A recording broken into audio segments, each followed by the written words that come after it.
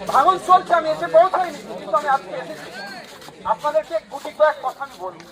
প্রথমত কথা, দায়িত্বশীল মুখ্যমন্ত্রী, আমি জানি না কিভাবে তিনি শান্তির ঘুম ঘুমাচ্ছেন।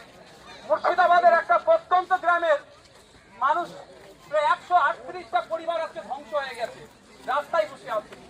সেই পরিবারের মেয়ের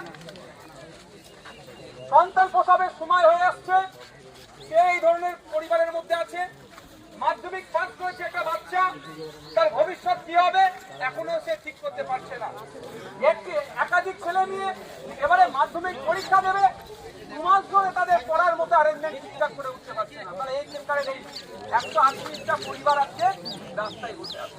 আমি কথা বলেছি আপনাদের অনেক পরিবারের মানুষের সাথে, তারা বললেন একটাই কথা, কি খাবার দিচ্ছে না দিচ্ছে তার থেকে বড় কথা পুনর্বাসনের ব্যবস্থা যাতে করে। আমি আপনাদের নাসিম ভাইয়ের সাথে কথা বললাম, উনি বললেন আমরা জমা করেছি, একটা কমিটি গঠন হয়েছে,